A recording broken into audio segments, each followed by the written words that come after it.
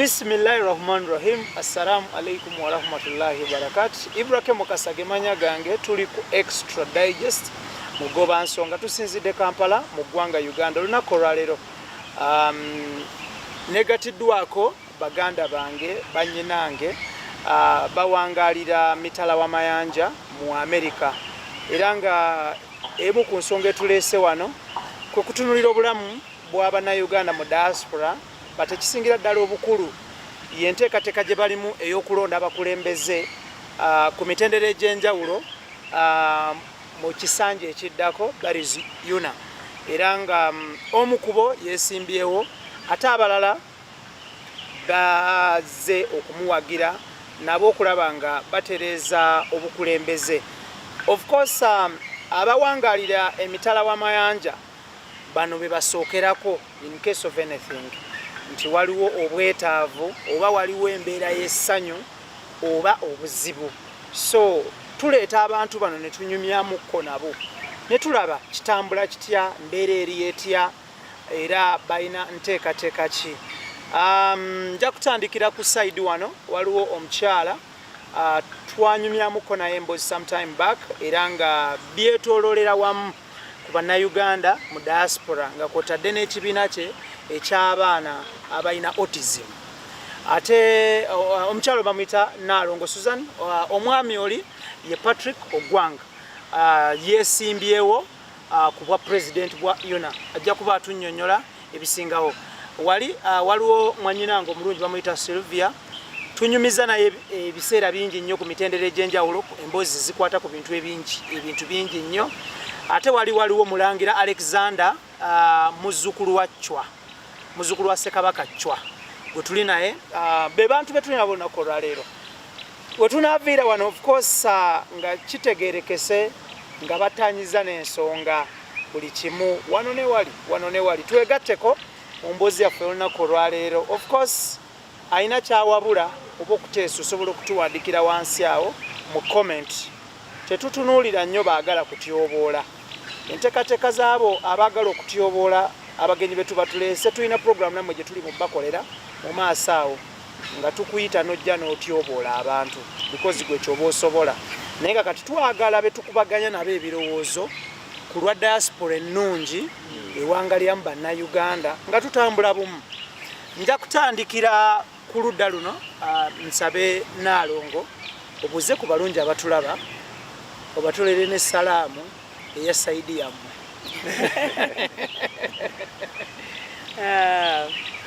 Mukama yeebazibwe. Amiina.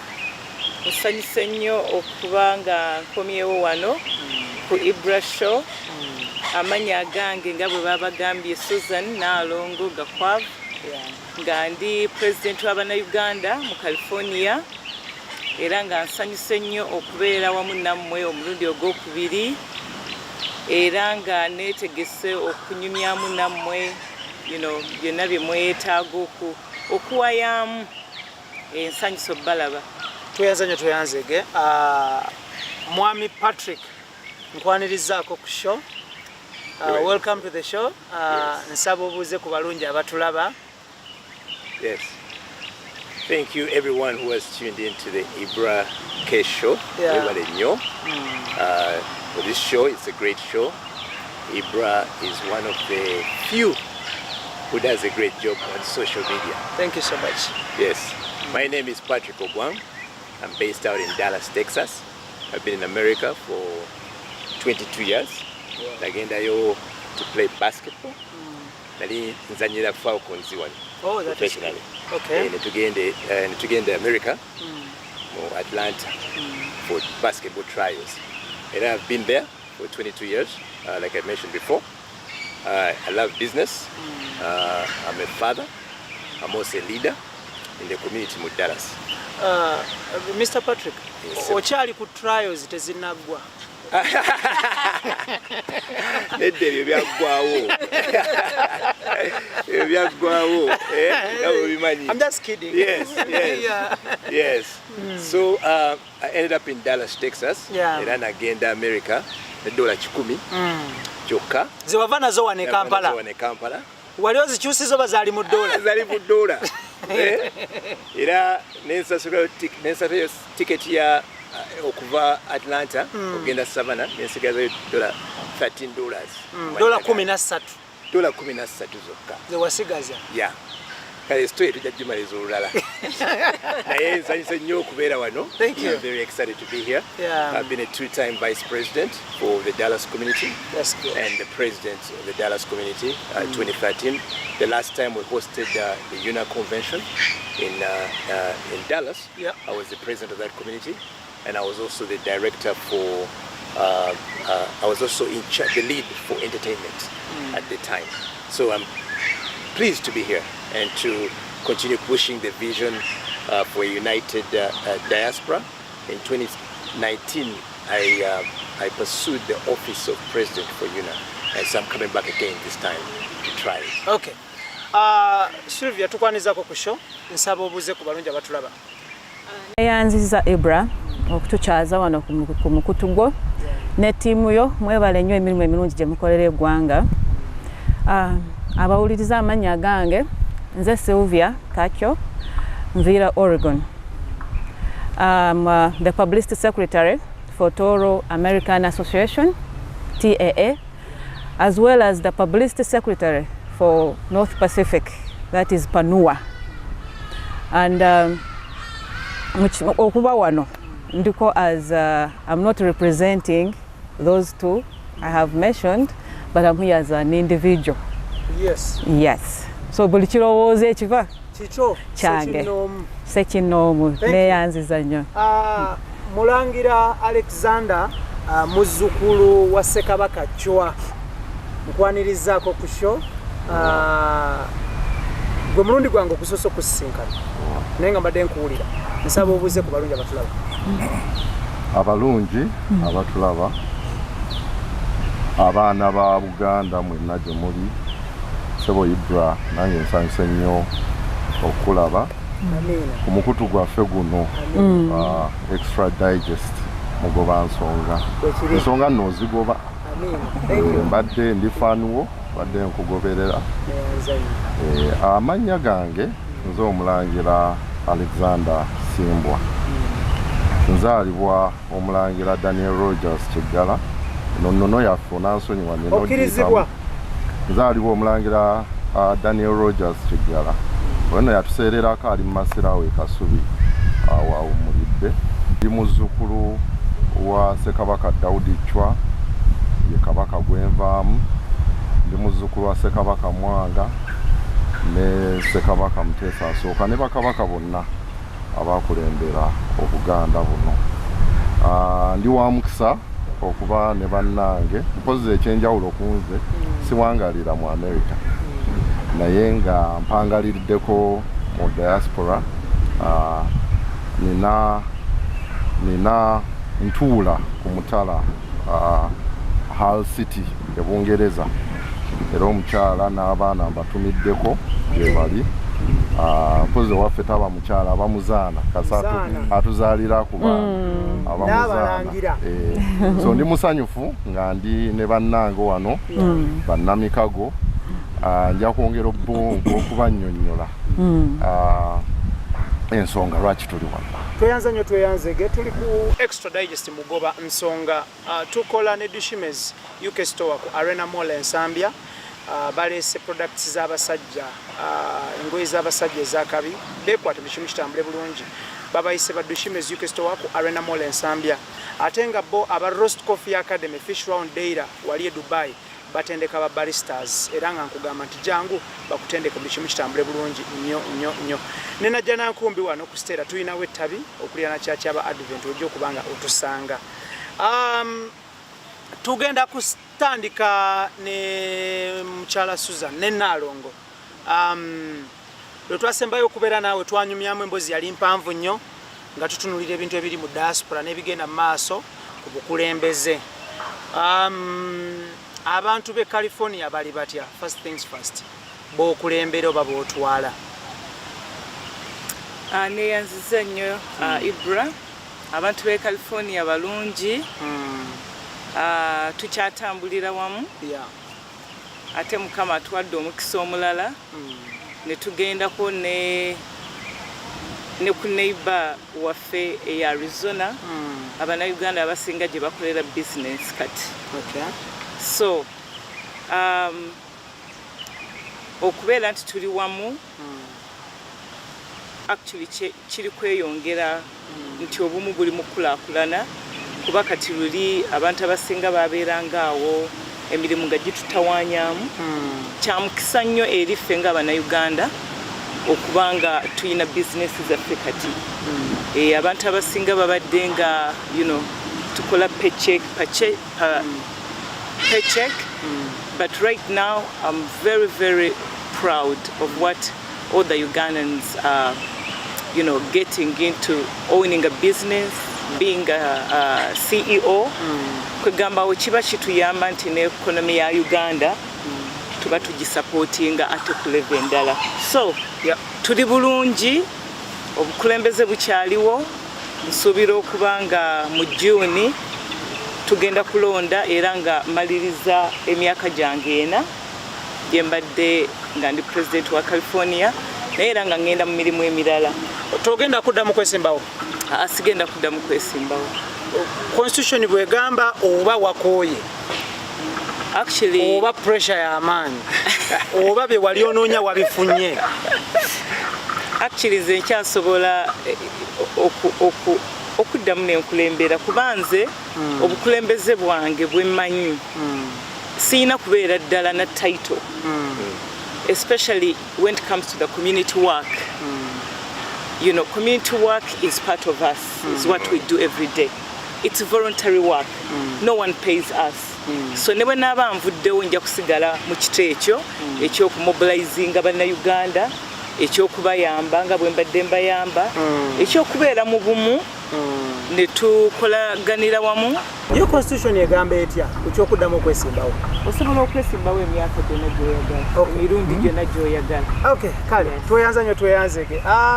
Ezimu ku nsonga lwaki tuli wano ye mwami Patrick Ogwang yeesimbyewo ku bukulembeze bwa UNAA era nga twagala tunyumyemukko naye tulabe ayina nteekateeka ki eri Bannayuganda abawangalira mu diaspora moso mu America nga kwotadde n'abo abasuubira okuva eno okugendayo. Wali weesimbyewo-ko? Yes, Ibra. Thank you very much. Yes, nali neesimbyewo-ko in 2019. And running a campaign getting best to purpose. A purpose-driven campaign that was based on the belief that if we work together in the spirit of harmony, we can attain a definite major objective. If we agree to work together in that spirit. So that was the campaign I ran, and galvanizing diaspora to help us advance ourselves in the diaspora, and also Uganda. So that was the campaign I ran in 2019, and we did well. We didn't win. We won a lot of hearts. Actually, out of that campaign came a lot of good things. One of the things that came out of that campaign was Mastermind Alliance. Okay, abantu abali ku campaign twaligoga a lot of people. Out of that, we had about 7 of us decided to come together to create a company which fell under the vision which was Aspire to Be More, and were able to leverage our knowledge and expertise and positionings with diaspora. Kubanga, when you're running these general campaigns, ozimba networks of people, leaders in different communities, you're connecting the whole diaspora. So leveraging on that, we're able to partner up in a company, so Aspire to Be More, to our exclusive contract, yoku importing that juice to America. And that was part of the vision of the campaign. Kolachi, to financially empower the people in the diaspora. So Netwegata, we started importing juice from Vietnam, and market in America. We started importing, putting it on Walmart.com. Walmart is one of the biggest retail companies in the whole world, you know, and Amazon. Now Amazon is number one, but before that it was Walmart. So number one and number two is where we had our product. It was a true example of what was possible. Even after losing the campaign, we continued to work and serve and fulfill the vision that we ran for. And I believe that this time around, we'll do bigger and greater things. Kati, Nechirara, I think we also have a great opportunity to work with those that are here. Uganda bagala okugenda ki mu America, you know, to help them with the process. We have entities here like Post Bank, where they can go do their applications, abagala okujja ku UNAA conventions, and they come out there, and then we want to put together a structure that can help them settle into America. Bulungi, you know, we have those stories where people come and struggle okukola ki okusetulira mu America, but or else come and do your business also in America. Thank you. Ngenda genda ewa Mulangira Alexander Simbwa muzukulu watwa gowangalira Bungereza ne wano Bungereza muinayo ekibagatta nga bana Uganda. Ibra Bungereza tuyina ekitugatta nga bana Uganda. Tuyina associations ezitugatta nga bana Uganda. Obuzibu mpozi kyesikugambye nti ffe tuwangalira mu Yorkshire kwegamba kiringa okuba Kampala okupaintingira mu Uganda ekifaananyi ekituufu kiringa ng'okuba nti oli Kampala ano Serena nenze ensula Arua. Kati connection yeyo Bungereza ebadde tennabeera nnyo ya muzingo omuwaatwa munene nnyo naye nga enteekateeka gye ziri era njagala okusiima abantu bonna abatambuza emirimu egyo kuba mirimu gya bannakyewa abamu babaddeko abakulembeze baffe babaddeko wano ng'era okugezaako okusakira bannaffe abali mu bitundu ebyo era mbeebaza esebo. Okay, nja kuddewa mukyala Sylvia. Omwami ono yeesimbyewo ono mukulembeze osobola okutusiigira ekifaananyi singa nga bukedde ku makya bannayuganda ebweru ne bakubuuza lwaki waali wagidde mwami Patrick osobola kuwa nsonga ki gwawangalira mu diaspora olwedda aliyo gwoyinza kuwa nsonga ki lwaki waali badde omwesigisa akaluluko n'okukoowoola abalala abali mu diaspora okumulonda 2023 to 2025. Neyanziza Ibra Mukasa olw'ekibuuzo ekyo. You know, Ibra, let me go in English a little bit. We are looking at leadership. And from a Christian perspective, leadership comes from God. Absolutely. And then, you know, when you have the anointing with you, there is all how the Holy Spirit leads you to the right people, you know.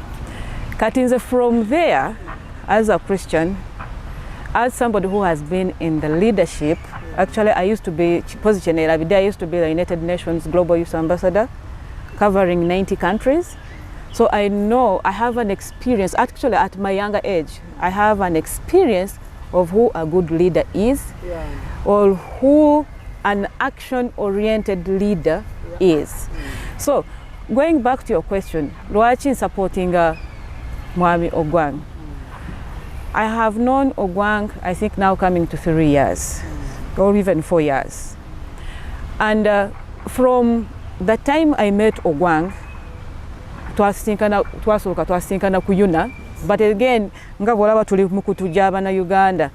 When you see some people in the group, oli bamwogerako, oba oli interested okumanya nti, why are people talking about this person? What is unique about this person?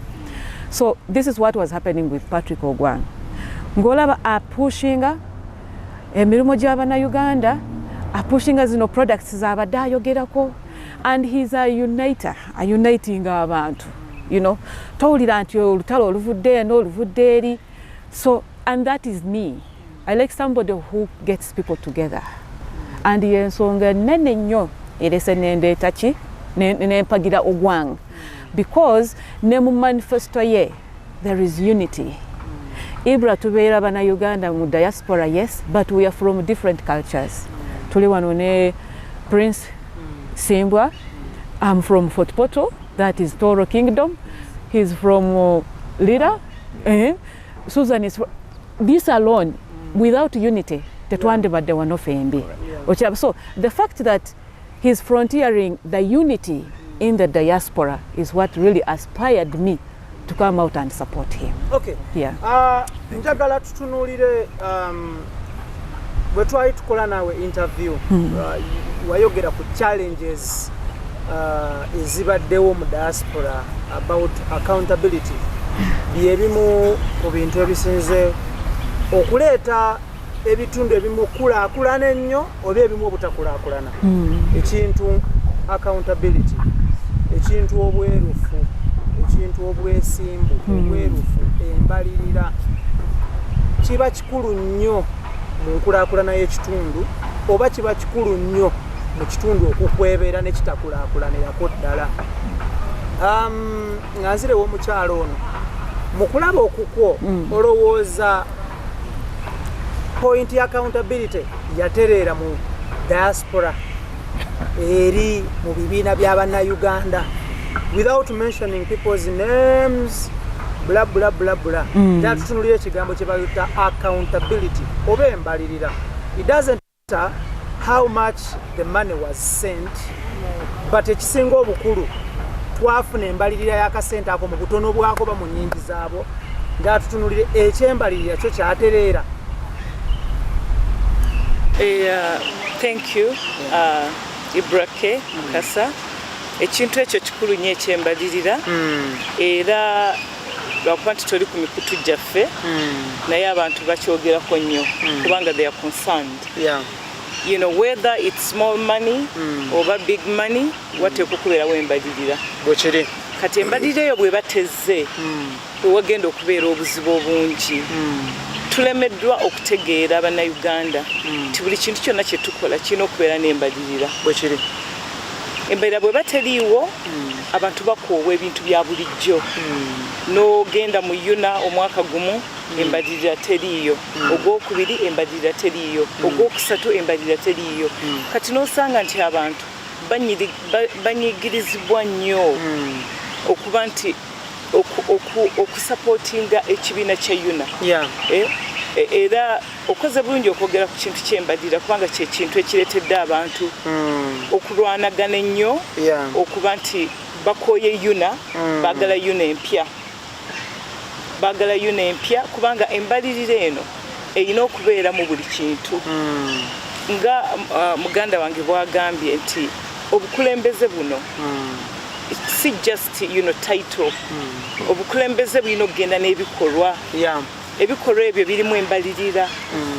Kuba kakati Ibra generation yaffe eno ne bwe tugamba nti kati twagala omulembe omupya, twagala Uganda empya, naye nga tetumaze kwekolamu mulimu ngaffe, tetugenda kulaba Uganda empya gye twagala.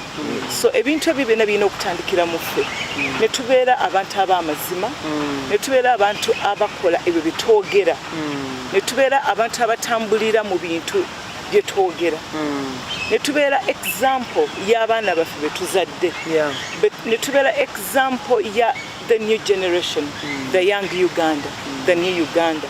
So ekintu ekyo kyembalirira kye kintu kye tulina okukolako nnyo ng'abakulembeze, kuba nange gye nkulembera definitely nina embalirira ti sente zonna bazemba ngize nina okugamba abantu baagala accountability. Yes. So obwerufu. Kakati awo nze mwami ogwanga namumiitinga nange mu 2019.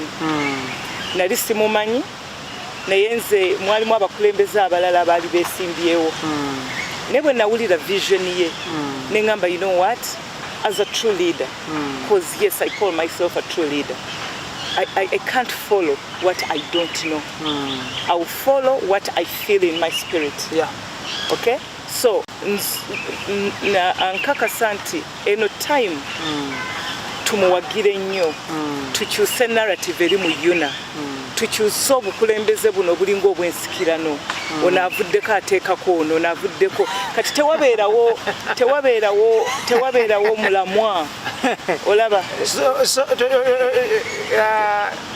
kati ninyo obukulembeze bw'ensikirano ngenda bwogerako mwami Ibra statement nzito mukko nzito nenga kyekituufu okay kinnyonnyole is fine because tuyinza ogenda mu maaso ne twerabira okukinnyonnyola obukulembeze bw'ensikirano bwe buliwa obukulembeze bw'ensikirano Ibra kankinyi in line ya mu ya UNA because eno mu Bwakabaka tukimanyi mu ya UNA mu ya UNA tubadde tekituulirangako actually kankyogereko mbere clear nti UNA Ibra bw'oba obadde president wa UNA owulira bulungi nnyo emyaka gyena oba ebiri ogenda kuditamininga anaakuddira mu bigere oba tuze ne tulonda ebituufu oba tetulonze oba tuleesa abantu bangi ne bakuba akalulu Ibra gwe oyina big say gwali mu ntebe okiraba kakati what's the use of mobilizing people to come and vote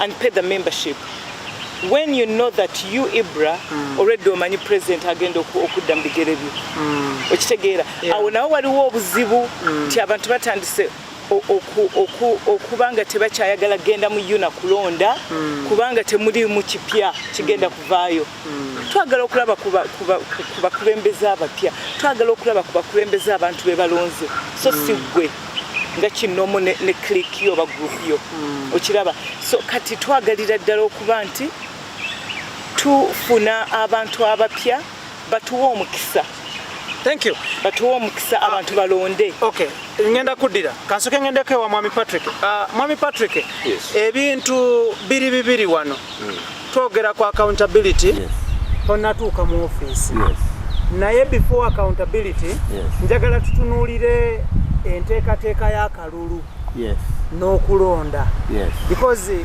accountability nga tonnagituukako ina kusooka kulondebwa ava maaki okkirizibwa okwogera ku accountability because oba member wa UNA naye njala tusooke tutunuulire emivuyo egyetobeka mu kalulu akalulu kali kewasooka ne weesimbawo bakuwangula bakubba bampangula that is very good njagala tutunuulire weeteeseteese otya okuhandolinga emivuyo egibeera mu kalulu mukyala Susan Naalo nga nnyonnyola nti wabeerawo embeera etali nnambulukufu nti olwedde abeera mu ntebe abeera n'enkizo ebitundu binene nnyo okusalawo ani anaamuddira mu bigere nga tebatunuulidde bakalulu ekyo kintu kikulu nnyo Ibra. Now let's look at accountability in two aspects. Bible egamba you must judge a tree by the fruit it bears. Absolutely. Okay? And the aspect of accountability is so vital in UNA. And let's look at it from the financial perspective and the accountability on the election process. Okay? So when it comes to accountability from the financial perspective, true leadership that President Susan here was talking about is based on purpose, principle, vision, and true interest in people. That's what true leadership is. And that's what we bring to the table. When you look at where UNA has come from and where it is today, the government of Uganda is UNA's probably the biggest sponsor for UNA. It gives us $100,000 and some more, you know, to do other things if you write a proposal to get that. Kati, what is happening now is that Tulina, we had an AGM, we had an AGM of San Francisco. The treasurer organization failed to give the members accountability for the finances. Okay? Eyo moment bwe yatuuka yakolawo ki? Yatunula butunuzi, yaseka busesi, yakaaba. Oba yafulumamu. Computer yafa. Computer yafa.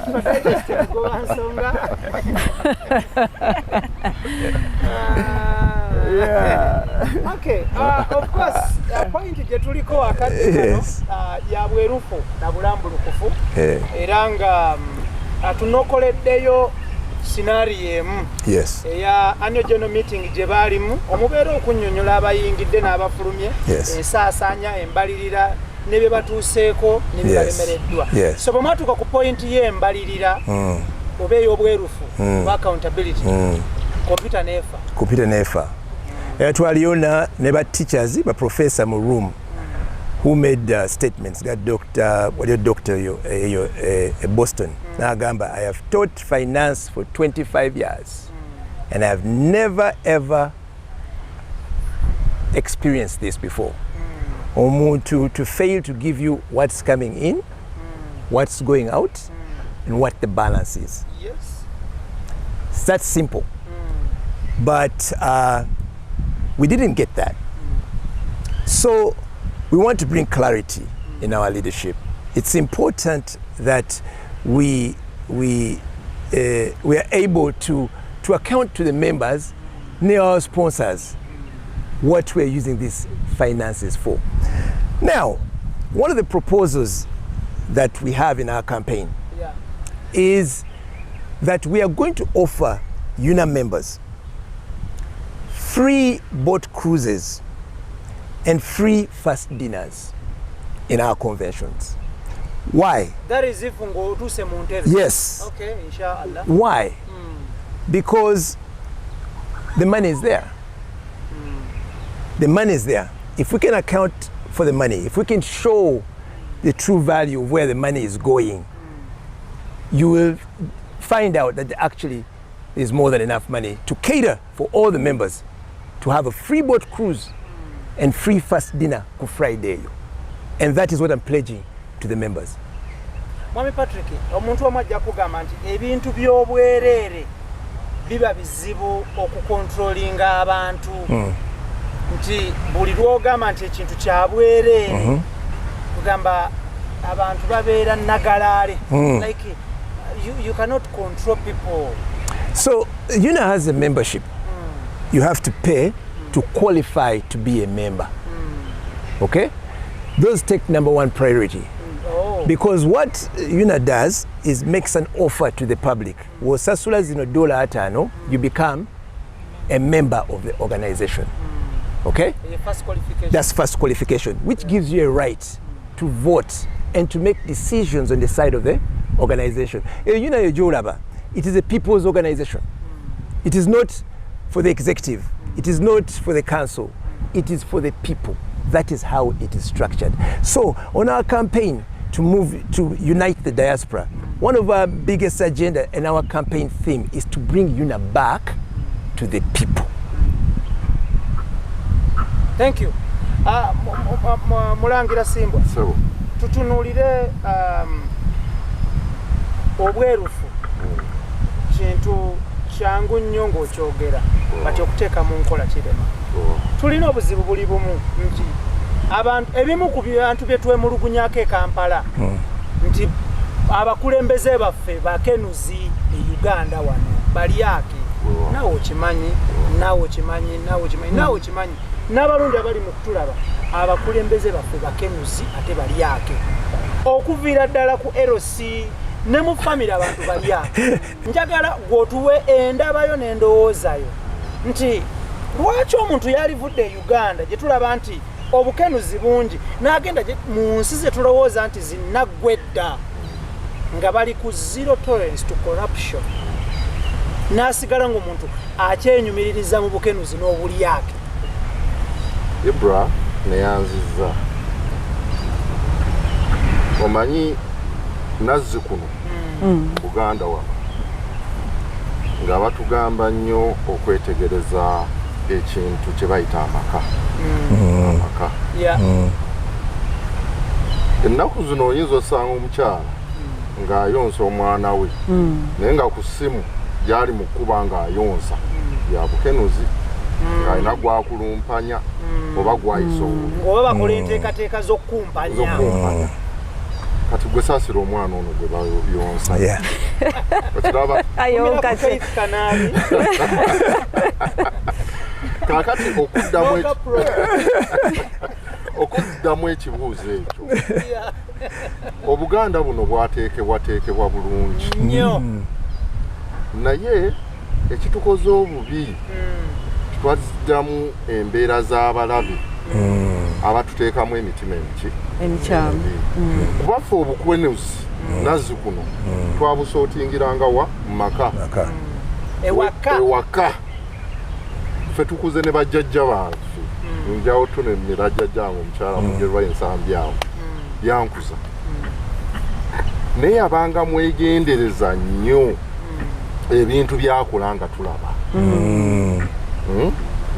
naye kati munnange embeera eno etujjidde abantu tubakuliza ku mbalaza abantu tubakuliza ku mizigo buteeyagalira kaakati mu buli ngeri yagalagaana abantu bafuuse ki abayaayi nti oli newaafuna omukisa okugenda mu Amerika nga omukulu Patrick oba abanyinaze bano ekintu ekyo kizibu nnyo mu bwamu era bw'ogenda osanga nga basibwa bw'ogenda okusanga nga batawaanya communities bebawangaalira bannaffe ze bagezaako okuzimba kwega ekintu ekyo kibanga kiyonke kizibu nnyo naye nze ngamba abantu bajjajjaffe batutegekera akatiba twetaaga kutaanula ku bigere tuddeyo twetegereze tumanye bigendererwa ki bye balina mu bintu bannaffe bano abeefuula abageze ennyo baleeta ennyombe ezo ezitera okusaabulula ebyo bajjajjaffe bye baategeka naye munnange oluusi conservativeness eba nnungi kubanga edda bw'olaba emijiji gy'abakitaffe bajjajjaffe giyise naye ebintu bino ebyabangawo naye lwaki kati so njagadde nkuggireyo ekyokulabirako ekitegeerekeka mu bannayuganda nga ngezaako kugamba nti tudde ku bintu ebimu nga ebyateekebwa twegendereze nnyo ebintu bye tutengeddeko abaana kuba ebintu bye njogeraano olwaleero 100 ku 100 nina amaka mwe nabijja ogwange ono eteekateekebwa passion gy'olaba Susan gy'alina gy'atwala okugabanako ne communities ziina owantu ezanva mukwano gwo Katikkiro manyi mukwano gwo nnyo ow'ekitiibwa Charles Peter Mayiga ebintu bino abirambulula bulungi abirambulula bulungi tunyweza amaka Ibra okwongereza ku kintu ekyo ensonga y'emitima gy'abantu era senga mukama Katonda ono yatuwa embeera nga osobola okukebera omutima omutima kintu kikulu nnyo lwakwanze tonnambuuza lwaki ntudde wano omutima gwange gulabika gukebedde nnyo omusajja ono kubanga omuntu wabeera n'omutima omulungi taba na nsonga ki yeeraliikirira nti nze omulangira mutabani wa kabaka muzzukulu wa bakabaka ntudde n'akiikiwa ow'ettuula ntudde n'ogwanga owerira mu mambuka ntudde ne Susan you know tuyina okubeera n'omutima ogutolerating ogusobola okubeerawo ne bannaffe mu mutima omulungi si ng'omunnanfuusi era akatiba ako bajjajjaffe tebazimbirako ensi eno ffe gye tuli mu okwonoona ennaku zino. Thank you. Tuli ku Extra Digest mugoba nsonga Ibrahim Kasajja manya gange tukola ne banywanyi baffe aba Math Agent Services abasangibwa ku Awa Mall opposite Masengere level 2 bano bakuzimbira bakugulira ettaka oba okuguza ettaka babayise ba Math Agent Services atenga yo HG Smile Beauty Parlor wali etinda opposite Middle East Restaurant bano bakola ku ndabikayo jjukira endabikayo kyekitiibwa kyo basange awo entinda buli kimu kijja kuba nga kitambula bulungi naawe ayagala outside services yonna gy'osinzira basobola okujja ne bakukolako babayise ba Small Beauty Parlor entinda opposite Middle East Restaurant ate nga yo Sankago Shipping Company ku Arua Park basabaze maali from China to Kampala bano betuli nabo tutema luwenda okulaba nga bannayuganda mu America bafuna obukulembeze obulungi okwongerako obwo bwe balina tetugamba nti bubi tugamba nti alina yayongerwako kwebyo ebirungi ababaddewo bye bakoze mwami Patrick kwayagala ayongerereze bere ne diaspora ng'etemagana so mwami Patrick nja kudda gy'oli before nga sinadda gy'oli kanzire ewa mukyala Sylvia, we are looking at the point of accountability and having free and fair elections. Okulondo okuddako kwa 2023 to 2025 ekisanje ekyo nkiwulidde mu bantu bangi nnyo nga beemulugunya kukubba akalulu ekintu ky'okubba akalulu kisinga mu Africa by the way kyannaku nti ne Bulaaya kati kyayingirayo but mu Africa we basinga okubba obululu it is on record kimanyiddwa tosobola kukijjawo naye njagala otuwe endowoozayo tuyinza tutya okufuna free and fair elections mu UNAA elections zino ezibindabinda eziddako katikati zetuyingiramu gwe mukulaba okukwo.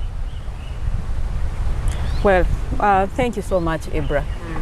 Naye nga sinaddamu kibuuzo kyo kasooke nzireyo ewa mwami Prince ekintu kye yayogeddeko nti ku bye yayogedde najjemu nti tulina okuddayo ku nnono zaffe.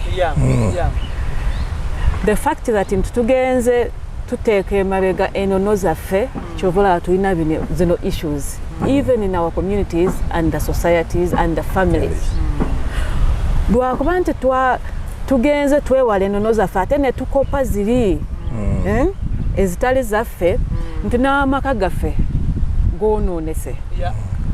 Edda twakulanga ng'omuntu mu family mu bazadde bo nga you don't even want to hear the word nti oli gundi yavuddewo no gundi yavuddewo nti mami Sylvia agenze ne taata wali ekintu ekyo tekyabangawo edda naye kakati tugenze ne tukifuula nomo ate ne kya affectinga n'abaana baffe right from young age up to the top kati kyovula na bino byonna byetufuna ebizibu accountability leadership okubba obululu you know exactly kubanga mwami Ibro omanyi lwaki kitandikira waka and that's why yes kyovula nzija ku kibuuzo kyo kubanga kati Ibra bw'oba toli mubbi nga weekakasa Katonda, you know, like I said earlier, leadership comes from God. Katonda akodaininze lwaki obakalo lwaki akaluwoka bw'oba okoledde abantu balabye your results lwaki obakalo kati kankwe example UNAA yatandika I was making a research. UNAA yatandika 1988. Yes, 35 years. Which is about 35 years. This is going to be 35 Moreover, even older than me. I'm 32 years. Naye soko mbulire. Nango w'emyaka 35. Nzaliddwa nsanzeeko UNAA. Yes. What are the results of UNAA back home? So compare results ebituukiddwako. Success story. Nti kati nze Sylvia ndi wano. Mvudde diaspora kintu kyonna kimbaddeko wano e Uganda. I can go to UNAA office at Serena. Where is it? Eriwa? Mbuuza abakulu tunaabaleeta ne batulaga weziri. Exactly. Okiraba? Nti okay, mbadde mu UNAA yatandika 1988. Nabano ba founders abaali ab'amaanyi ennyo. Twali expecting akulekawo UNAA it is strong. But how come nti UNAA evudde ku musingi omunene ate kati tugiraba nti tuli mu kujeka tetujekakasa bulungi. Why? Especially to us the younger generation. Lwaki? Is it leadership? And again, kituzaawa awaka. nti tubeera n'awaka kiraga nti twalimu eyo confusion. So going to the accountability part, to me as an individual, accountability is one of the opponents for a good leader. Correct. Bw'oba toli mubbi, toli wa bukumpanya, beera mwerufu, be honest, you know. Weereza abantu accountability. Ibro omanye essomero wenkolera, olaba n'eri essomero mu butono bwalyo tuteekako accountability. Ate how about UNAA? Okay, Mcha Sylvia, njagala otubulire, how can we achieve free and fair elections mu UNAA okulonda kuno okuddako? So achieving free and fair elections, that again goes back to us the members, including me, because I'm a member, to voting and we protect our vote. Awe nyini tutuuse tutya kukufuna akalulu akali free and fair nga tekakwatiddwamu? Kambuze by the way, mulondera mu box, mulondera online, mulonda mutya? Tulondera mu box. Ngano we Kampala and online site. Online on site. Online on site. Oyina okuba mu venue bakozesa online process naye on site. You cannot do an online off-site. You cannot vote from your home. Correct, you cannot vote from your home. Even if you are a member. You know kubera wali. So kitegeeza omukutu gwa mwogo website. Yes. Baji gazettinga ngekiriza aboka abali mu process.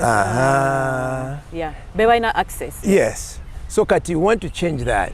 My proposal into tugende to ballot papers so it can be very clear. Oba tusimbe line. Because ebyo bya website. Oba tusimbe line. Imani nga ye yani.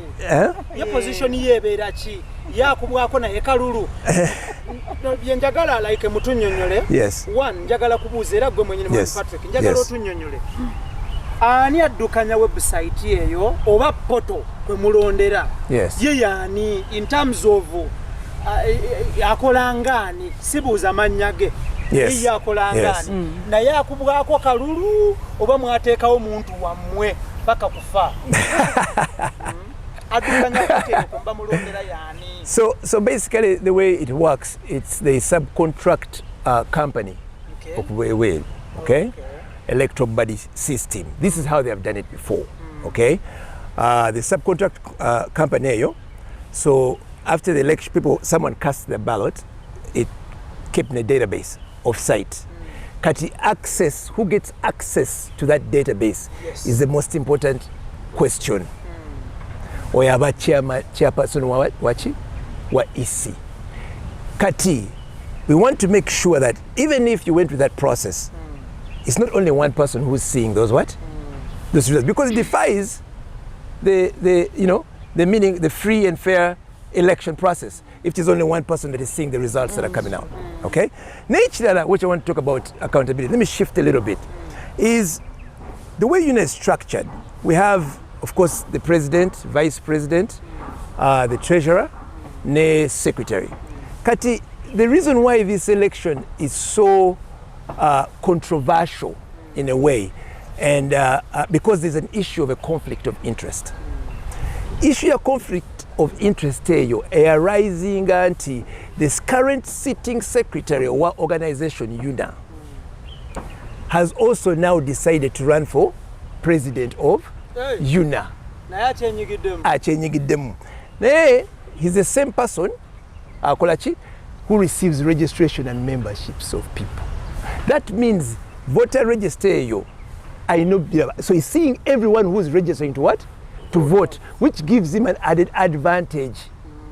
So the way it should be is that if you're in such a position, your consciousness, we're talking about how you're raised and your character, or manyenti, no, you know what, I'm going to run for this, let me honor this space and step away, aside. I plan to ride, I recuse myself from this position because I intend to run, because I want a free and fair election. He's not moving. That is a problem of a conflict of interest that we need to address during our annual general meeting. So that case actually is with the Board of Trustees. They are looking into it to see if it is actually okay for him. That would be as if he is making the list and going to vote for himself. So we want to completely change UNAA. And if you support our campaign, we shall have an annual general meeting and we shall effect the reforms that have been already worked on by the Constitutional Review Committee.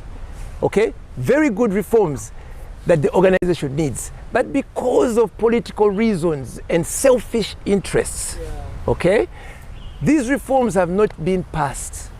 The AGM has been sabotaged for the past 3-4 years. These are respectable people who have worked very hard for the organization, put in time and hours. They've had over 120 meetings just for these reforms. For the executive to rubbish it away is unacceptable. So we need to change the organization and we need to go to the core principles of the organization and change it. That way we can begin to attract more numbers and more people. Right now, the organization is losing membership. I'm sorry to say, it's just the truth. Okay, njagala tuddeyo ku kintu kya kukuba akalulu. Yes. Buli system eba ne advantages. Kino kibuuza Nalongo. Oli asobola okugamba nti akalulu ke bakubye online kasobola okubeera protected very well. Nti naye akalulu ke box, what if Idris Lukwago akuta akabox n'adduka? Tusimbe layini. Nti ate omulala n'akugamba bwe tunaasimba layini oli n'akyuka n'atunulako emabega nga siriiyo ali ku layini y'omulala mu community n'amutunulako nteera. Because njatubira kyamaani wange mwami Mbaziira tumiddeko eresiwa nkwagala nnyo. Layini teyawera. Oba bakakwatamu. So Nalongo, akalulu akatuufu kaalibadde katya nga mu mind yo era ng'okiteekamu nti ensi ekula era ekulaakulanye ne gye muwangaalira muli mu first world country. Neyaziza Mwami Ibra once again. Nze ndowooza okudda ku bigambo bano abantu ababiri bye boogedde ebya foundation bikulu nnyo. N'ekyokubiri leadership ekyakutwalayo ekyo kikulu nnyo. Kubanga bw'oba wagenda mu leadership okukola emirimu emituufu toyina na kweraliikirira bintu byakulonda kubanga omanyi byonna mazima. Naye kaakati ne bwe tunaagamba tugenda kulonda akalulu online, tugenda okukozesa akabokisi oba okusimba layini, njagala kukubuulira nti ebyo byonna bisobola okukolebwa wali. Naye omuntu oli mwami ogwanga gwagambye ali na access ku voters register. Exactly. Oyo yayina question mark. Kati era nenzira ku kyamwami ogwanga talina kubeera omu. Kuba kati batuleetedde okugendamu ebyo ebintu obukubuusabuusa nnyo. Kati tulina okugamba you know what, akalulu kaffe tulina okukakuuma. Naffe tulinayo omuntu yatukiikiridde wali. Chairman omulimu gwe kumukwasa byakukola ki bivudde mu kulonda akalulu. Kati nze nganze njagala nnyo mobilization. Owulira bwe nasooka okwesimbawo mu UKOKA mu 2015 ekintu ekyo kyampa power kuba najja okwesimbawo mu organization gye simanyi naye nga mbadde mu community nkoleramu emirimu, nkoleramu ekkanisa, ndereramu abaana n'ebintu ebirala. Kati nzijja okuyingira okugamba nti ngenda kwesimbawo nga president. Ekibiina tekiri registered mu myaka 10 n'emeka ekimazeewo. Naye bwe nayimirira ne ŋŋamba nti ngenda kuyimirira nga nze omukyala nali simanyi bingi naye nalaba amaanyi. Abantu bajja okuregisteringa $25 okubeera member, eza UNAA $5 naye zaffe nga community 25. Naye abantu bajja mu numbers Mwami Ibra because they wanted change. So I mobilized people. Nali nsuubira okuba nti akalulu ako kalina okubeera fair naye tekaabeera. Okiwulira? Naye namba gye nakola abantu be namobilizinga kyandeetera okugamba nti omanyi newankubadde siyiseemu oba bakabye oba si ngenda kukomawo mu 2018 because of the energy and the change I created in that community. So I stood again in 2018 era nenkola ki nembeera president. Kakati tuddayo ku UNAA, it's the same thing. Mobilization is very important. Kankubule Ibra ekintu kye bayita numbers don't lie. Era nze nkubiriza mwami w'eggwanga ne ttiimu ye ffenna wamu tukwatiraganire wamu registering to mobilizing abantu balonde bakomewo okwagala ekibiina kyabwe kubanga kankubule ekintu kyonna kisobola okuddamu ne kiyimuka. Tulaba emiti bagitema gitojjera buto owulira kati right now twerabire biri ebibadde tebiri bulungi tutunuulire ebirungi ebipya ebijja tugambe abantu mutuweeyo chance emu mujje muddemu mulonde omukulembeze omutuufu. Nalungu okulonda okutuufu kwalibadde kutya okwewala amakuuli n'okubba kwa kalulu mukulaba okuko? Nze ndowooza of course okusimba layini naye nga kiyinza okuba nga kisika kubanga awo omanya nti Ibron tanimbye nze kuba njogeza mazima waliwo be nalimba ne sibawa kuba teri yandaba naye kakati omuntu bw'ogenda emabega wa ogwange mubeeramu n'ensonyi byebino ebintu by'owulira bye tubadde twogera mujjawo obukumpanya obwo hypocrisy abantu ne balimbagana wano n'akusekera egenda kuwa akalulu kubanga nze sijjamu oli mukwano gwange ebintu ebyo birina okuvaawo naye tekisoboka kuba nti tusobola okusimba layini naye waliwo engeri endala eyo tulina okukuuma akalulu kaffe era tugenda kukakuuma.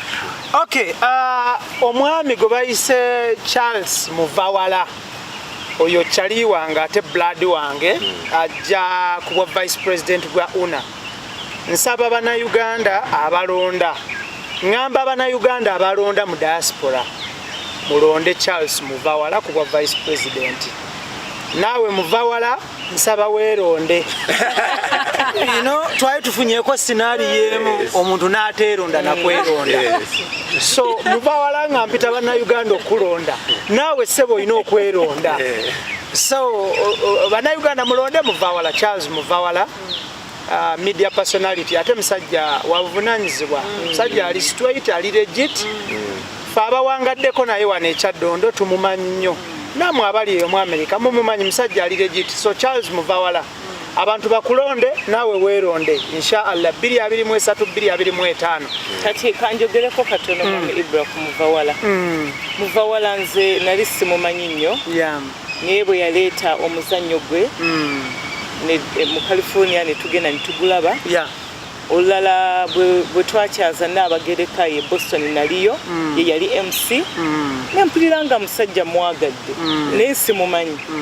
Kati bwe nawulira nti yeesimbyewo yafunamu abantu abajja bambuulira ebintu lwaki Muvawala oyo wa Nuupu neŋŋamba what is Nuupu noleka nkyogereko neŋŋamba nti what is Nuupu kati Muvawala bw'aba ayagala kujja kwesimbawo nga wa Nuupu ate tuli kwagala unit one people bumu togetherness. Nze ekyo kindeetera n'okuwa Muvawala akalulu naye nga nze ebyo ebya Nuupu oba NRM si bye ntunuulidde tutunuulira bannayuganda abali mu diaspora okujja ffenna abaana b'endeemu okuba nti tukwataganya wamu nga tewali Nuupu tewali NRM kubuulire waliyo Republicans waliyo Democrats naye they are all Americans. When it comes to work, we work together. So this is the narrative we want to ekintu kya Nuupu tukijje nawo. Nze mpulira Nuupu it's a political organization or political party. Political party. NRM it's a political party. ISMA not ISMA Ibra oyina ekibiina kyo gwe nga gwe. Nina ebibiina bibiri si kimu byempagira bibiri. Kati nyina ekibiina kyange kyempagira omwami ono omwami naye kati bwe tugenda kuba na Uganda bonna tulina kubeera omuntu omu. Kati ebuzibu obula bwe tusanze obwo bwenzikiriza nti mwami ogwanga agenda kujjawo bweyo division eyebibiina byobufuzi bitudivide nze ne tubeera nga tuli disorganized. Leka nkole twazeeko ne wano aba diaspora ojja biraba mawulire abazze president w'eggwanga be yayise naye twabadde disorganized. Twamusisinkanye naye twabadde disorganized. So omwami ono kintu kyayogedde kikulu nnyo nti bwe tuba nga tuvudde wano n'obukumpanya n'okubeera disorganized tugenda bitwala eri to continuing mubirinnyisa ennyonyi ate nze nali sigendangako mu America naye wala nnyo omuntu okulinnyisa ennyonyi ebintu ebyo ng'olina ne stop over n'ova nako mu nnyonyi ate n'obizzaamu kakati awo ne batugamba kaifukanabye nkutumidde yamu nti tuyina okuorganizinga ffe mu nnyini. We have to organize ourselves. Teri muntu agenda baterereza kintu kya. Thank you. Mwami, okay, yeah. Sorry, short. Ekintu ekyo Susan kyayogeddeko kikulu nnyo. Olw'ensonga nti agambye nti ebibiina bino bye tuleeseemu bitudisorganizing nnyo. Ate ekyewuunyisa, UNAA is not a political organization. Nze nayingira UNAA ng'ekibiina ekitali political. Ekigatta Uganda fenna naye ekikwewuunyisa nnyo okulaba nti oli akukubira essimu nagamba Sylvia tovootinga gundi wa Nuupu waliwo nayankubira nagamba Sylvia tovootinga muvawala wa Nuupu ne mugamba gwe yayiseemu dda bwe tukikola kyabufuzi nze nja okubuulira ndi wa NRM naye nkulaga ngenda kuvootinga muvawala okiraba kubanga ekibiina kino tekiri kya byabufuzi. We are looking at the unity and the leadership, but also leadership with action and purpose. Thank you. So njagala ekyo abantu Mr. Patrick. Yes. Ojidde ku tiketi ki? Actually muvawala jidde ku tiketi yange. Tiketi yo gye bayita batya? It is a United Diaspora Front. Ye tiketi yammwe? Yes, United Diaspora Front. Okay, that is very good. So what we are doing is we are saying that we are different people with different potentials and different abilities, differently gifted. Come, let's work together to advance the objective of the diaspora.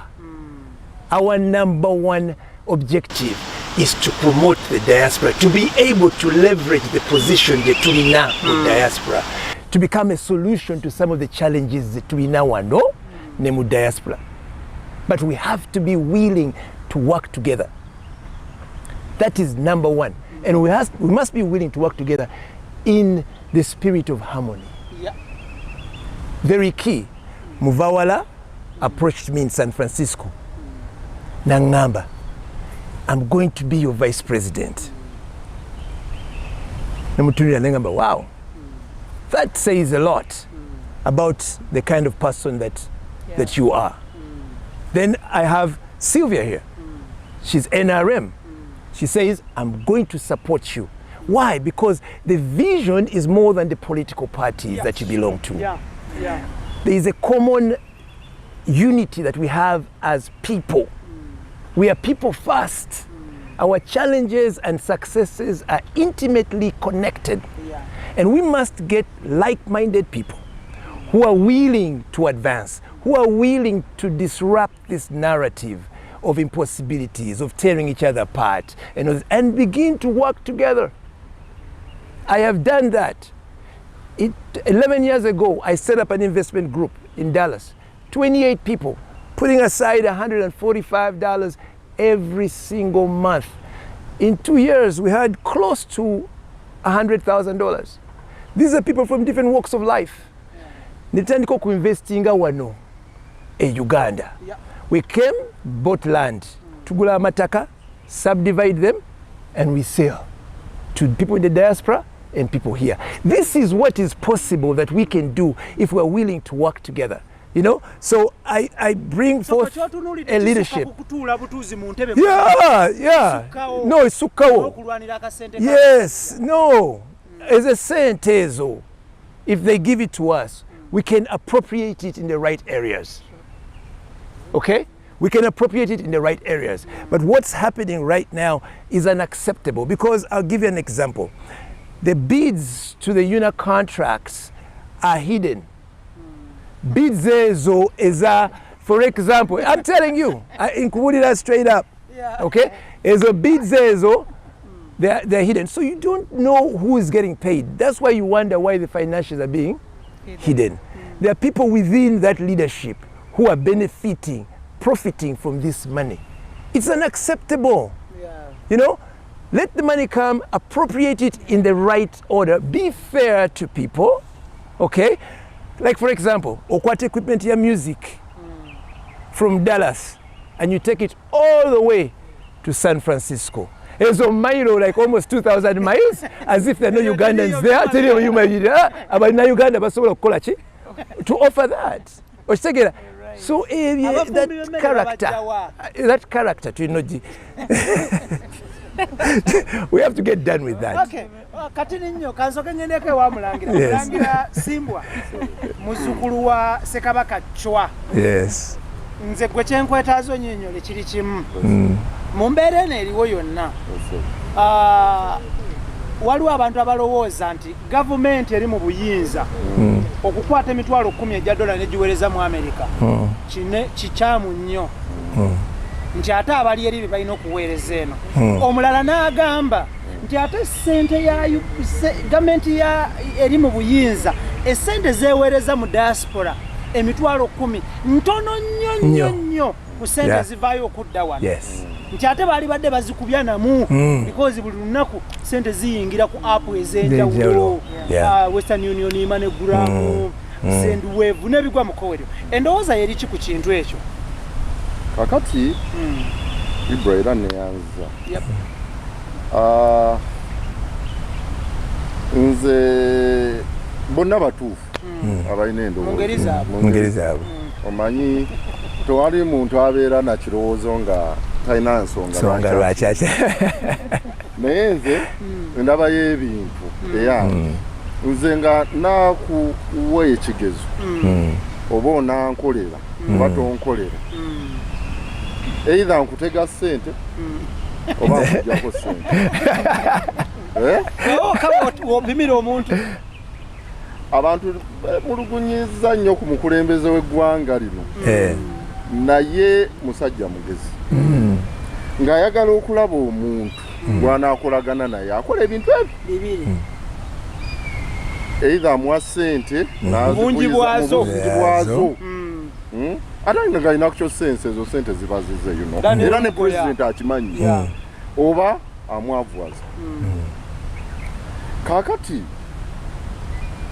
gavumenti yonna erina obuvunaanyizibwa okulabirira abantu baayo yonna gye bawangaalira. Thank you. So nze sikitwala nga kibi sente ezo okuweebwa abantu. Wengambira nti oli si mukyamu agamba nti sente bazibawe, sikitwala nga kikyamu. Ate sirowooza nti era sente ezo zikola ki zimala, kubanga ebintu by'abantu needs z'abantu zikyuka mu ngeri ez'enjawulo. So sente tezirikola ki tezirimala. Naye ate era sikitwala nti sente entono bateriki sente emala. Awe mugiramu obukulembeze bwetulaba mu musajja nti omukulembeze omutuufu yoyo asobola okukola abantu abo kye bamusuubiramu wadde ng'alina resources oba nga talina. Abamu bayinza obutanfuna nti okola otya nga tolina resources. Mu nsi muno resource esooka mu bulamu obwongo. Obuwongo obwo Mukama nga yabukuggyeko Ibra, oyinza obutafuna na ssente zoyagala. So nze mu bulamu ndaba bwe buwongo bwe tulaba mu Mwami Patrick. Resource eddako abantu bagamba awo nnozaawo ssente zijje ebali ndozeewo ssente Keith Kanabi ne ssente ziriyo nga mu 10 nkubuulira Ibra resource eddako be bantu abantu balina okumanya products zaabwe bulungi nga baagala okukola ki be bantu. Wemba so akwatagana na Sylvia olwokuba waggwanga gundi nga so akolagana na Patrick olwokuba waggwanga gundi nti oba olwokuba nsinga obugagga nti oba ki mba ndi beaten hands down from the onset nti noonampa ssente obuwumbi n'obuwumbi bawulaba bavubo bana ne batawanya owekitiibwa president wa Uganda biki naye nga bino bye twogerako tebabisobola omwami ono nze mbadde simumanyi nina mikwano gyange ab'enjawulo abankubira naye omanyi yogerako n'omwami ono naye omwami ono mu bbanga lyemutegeredde tomanyi mobilization na networking gyakoze mu bantu wano mu Buganda tayagala kwesimbawo oba ku kifo kya Buganda ali mu diaspora naye yamanyi the power of what? Network. Ne talina gwe yali abuuzizzaako nti owaaye owagira kibiina nti bakuzaala wa oli mwana waani okitegeera those are all things that have taken our efforts to waste kati ekintu ekirala bwerufu kubanga tonnafuna ssente ogenda zikozesa ki mukyala Susan alina bagambye abavulubanidde mu State House tebamanyi kyakukozesa ssente zino bo mu mitwe gyabwe bamanyi nti bakimanyi naye tebali kati okuggyako ng'olugendo olwo olusengese bulungi awo ssente zijja ne zikuyambako mu ebyo byogira era newe zikutimawa nogaa nti tezimaze bano booba okuŋŋaanyizza bakukwatirako ne muggusa ensonga. Thank you. Extra Digest mugoba nsonga tugenda kubanga tufundikira programu yaffe naye nja kutandikira wa mchala wa Nalongo Susan mu dakiika emu ku bbiri njagala otuwa obubaka bw'obusembayo in regard ku nteekateeka y'okufuna obukulembeze obujja mu UNAA mu diaspora mu America okutwaliza awamu. Neyanziza nnyo bannaffe abatulaba mwebale tuwuliriza Ibrake beerawo nnyo tukwagala newankubadde tewambuuzaako bwe wajja mu America nkomawo naye nga state zonna nazitambulaawo mu video ate njagala nnyo n'okwebaza bannange be tutambudde nabo leero. I believe in people. I believe in power of togetherness. Omwana myeno kyayogeddeko abantu ffe one of us we don't do things for money. And that one I would say it again and again. We don't do things for money. Era nze obukulembeze bwange tebubaamu nti sente kyennina nga nze kyenkozesa okuyamba abantu okukola ekyo kyemba nina okukola era nga mwami Ibra kubiriza abantu bonna abali mu diaspora banange mu registeringe tekakuliza akasooka nti abululu bajja kububba tebajja kububba tulonde tu registeringe muleete famire zonna muleete mikwano gyammwe gyonna tulonde ogwanga ze waliwo omwami eyaŋŋamba ogwanga omwagazaaki ne mugamba lwaki ombuuza namuwagira mu 2019 era nkyagenda muwagira era bannange register and vote. See you in September. Thank you. Kanzire wa Mulangira then today wa Mcha Sylvia then Patrick anaggalawo. Mulangira Simbwa sebo obubaka bw'obusembayo eri bannayuganda mu Uganda bannayuganda emitala w'amayanja ne bannayuganda mu America abagenda okulonda.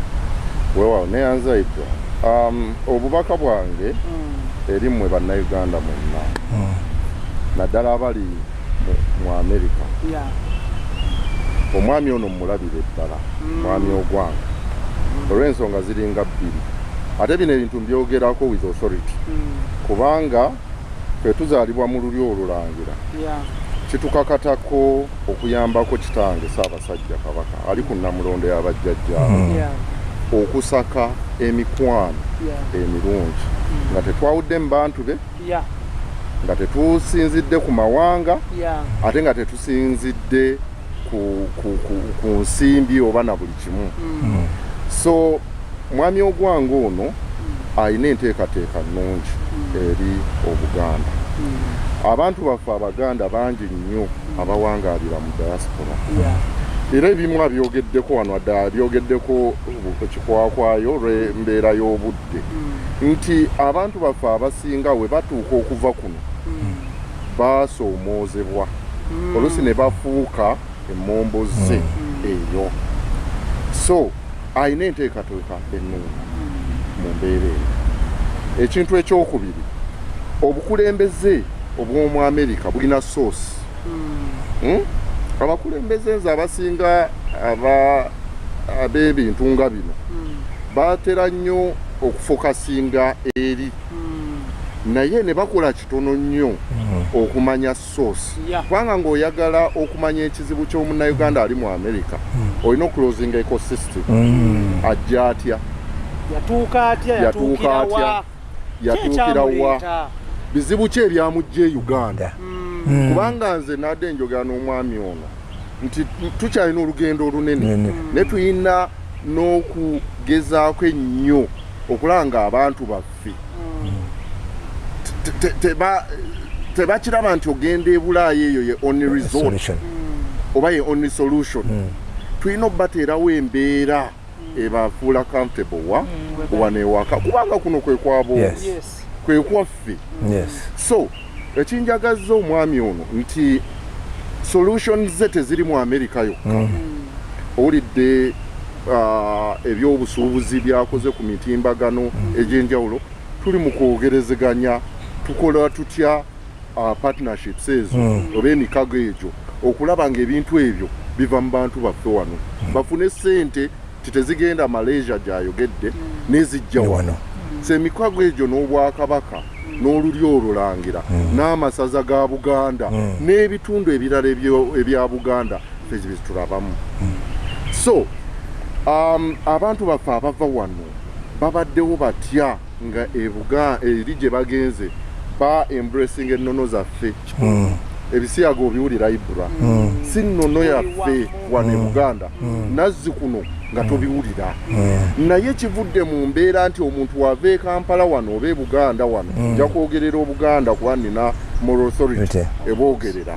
Naye oyo ava mu bitundu ebirala osoogezaako okurelatinga nti abantu we bava wano tebafuna guidance nnungi n'amanya nti naye avudde e Buganda kati kano kasasiro agenze mu nsi ey'eggulu. Naye amala kuyita mu kusoomoozebwa okwo n'amanya alaba abaana tebavuddeemu, abaana atandise omusiba, atandise omuteekako embeera ey'enjawulo nebiri byali birungi. So twetaaga okufuna olukindo wakati w'okugenda n'okube n'abantu abali wano e Buganda oba mu Uganda. So ebintu byonna ebyo omusajja ono biri well elaborate mu manifesto ye ne mu program ye. Sengamba Abaganda abali eyo yonna ebiseera ebyo tuli kyali kisaakaate kya Naabagereka watukolera akatambi Buganda bumu era abantu mu America nzija Buganda bumu okwongera okuttaatiriza enjiri eyo. Abantu bankubira ne baŋŋamba ogwanga yaani kwegamba that's the nature or the kind of leadership gyetwira. Yavaayo n'ayaniriza Naabagereka n'akunga abantu mu lulimi olwaffe olwannakazadde bwe bumu obwo bwe twakola ki bwe twagala. So Obuganda bugamba omusajja ono mumulabire ddala twagala tukanye emikago egyo tulabe nga tuteekawo empuliziganya eyo wakati wa bannaffe abali emitala mayanja ne bannaffe abali wano nga networkinga okulaba nga twejja mu bwavu. So mumulabire ddala nkubiriza mmwe mwenna emirandiro egy'enjawulo twongere nnyo okumutuniriza ki eriiso ate tumuwagire. N'ekintu ekirala obubaka obusembayo njagala okwebaza kitange Ssaabasajja Kabaka olw'omulimu ogw'enjawulo gw'okola mu Buganda. Otulamudde bulungi, weebale nnyo n'abakwasizaako bonna. Naffe ate eno tukaanya emirimu abantu nga bano era tubaleeta ku mmeeza okulaba nga ensonga ya Buganda tukola ki tugittaanya. wangaala lamula nnyo Obuganda ne banna abakukwasizzaako emirimu era Abaganda nammwe temuggwaamu ssuubi okusoomoozebwa kungi ebigambo bingi naye temuggwaamu ssuubi Ssaabasajja akyatudde ku Namulondo yajjajjaawe yabajjajjaabe alamula twongere mussaamu bwesige namukwatirako webale nnyo Ibrahim. Thank you so much. In 1 minute, less than a minute more tuggalewo. Tayanziza nnyo Ibrahim. First of all nange kansooke neebaze Ssaabasajja Kabaka ku Namulondo ye tuli wano mu ttaka lye ffenna tuli wamu tweyagalira wano ekyo kyo nkimwebaliza naawe Prince nkwebaza nnyo. One nze ndowooza okusaba okwange nja kusaba kwa mirundi esatu. One nkoboola Abannayuganda bonna kuba kati wano enjiri gye tuliko ya unity. Twagala ffenna tubeere wamu, tekuli Muganda, tekuli Mutoolo, tekuli Munyarwanda, tekuli Muki. So you know we coexist, you know. Nsaba Abannayuganda bonna bajje mu Buganda Bumu Convention in Washington, that is in Seattle. May. Yes, in May. Yes. Basaba mujje tukolere wamu tukolere wamu to promote Buganda at large. And enkungaana bwezito ze zituleetera that unity, you know. N'emiramu balina omulamwa gwabwe omulungi. I think it's about water something nti kino kya bulijjo ffenna tukyetaaga. So when we come together and support tetuba tusupportinze Buganda yokka but n'abaana baffe. Then okusaba okwokubiri nja kusaba buli Munnayuganda ali eyo supporting Ogwang, register support Ogwang. Nze Ogwang siri wa gundi ye, but because again he has this unity in him nti owulire Prince akugambye nti yabakolera video naye kati imagine singa video eyo teyagikola maybe Prince yabadde talina kyagenda okukola ki okumwogera. But because there is that, you know, interconnectedness, kyobalaba nti ne Prince avudde n'agamba you know mumusupporting kuba yatukolera kino ekintu ne kiraga nti tava ku Buganda ate talaga nti ali nnyo eri kati tuteekeko eyo discrimination. So again kitutwala ku kintu kye bayita unity. Then omulango gwokusatu nsaba Abannayuganda baregisteringe for UNAA. Registering for UNAA, pay your membership. Kubanga bw'oba tosasudde membership togenda kukola ki? Togenda kuvotinga. You don't have an opportunity to vote. Correct. So, registering for UNAA, you come and support, and for the good of our country, good of us as individuals. Ekisembayo, I want to appreciate my husband. He might not be able to watch me right now. Yes. Nalaba abaana bo. Ate ayagala nnyo Buganda. Mugambe mu Luzungu. He loves my culture. Because akimanyi me when it comes to everything, my color, culture, country first. Yes. So I want to appreciate my husband. I love you, honey, so much. I really love you so much. We miss you and we are looking forward to seeing you. And thank you for the support and for giving me the opportunity to express myself even everywhere I go. Thank you. Yeah. Mr. Patrick, in 2 minutes, I want you to sum up whatever we're talking about. Yes. And you call upon people to come and vote you. Okay. Thank you very much, Ibra, for the opportunity. I also want to thank the camera crew back there. Great job for what you're doing. I want to thank Prince Alexander here for all the words of encouragement and for what he's just said on the set. I want to thank Sylvia here for her courage and her leadership and her ability to network and to see the vision of the diaspora. I want to thank President Susan Gakwavu. She is a true vessel of the kingdom of God. May the Lord continue to reward you in everything that you do. Thank you. On the same note, I want to take this opportunity to address the diaspora and thank you for continuing to have hope in the organization. UNAA is a 35-year organization that we can't sit aside anymore to watch it go down the drain. there's so much effort that has been put over the years that we must be able to harness.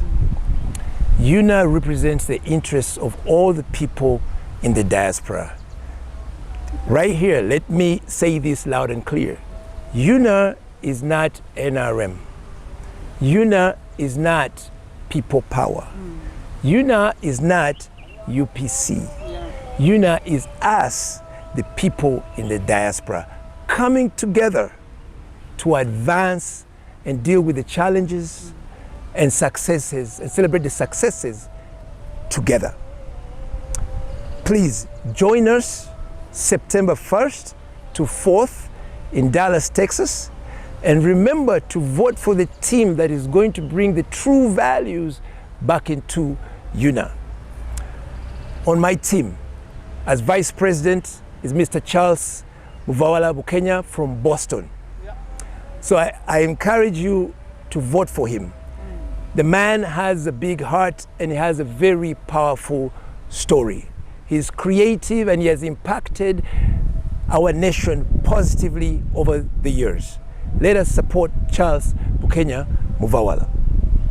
Then we have Mr. Chris Nyeko, who is the treasurer, who is aspiring treasurer for UNAA. Chris Nyeko has integrity.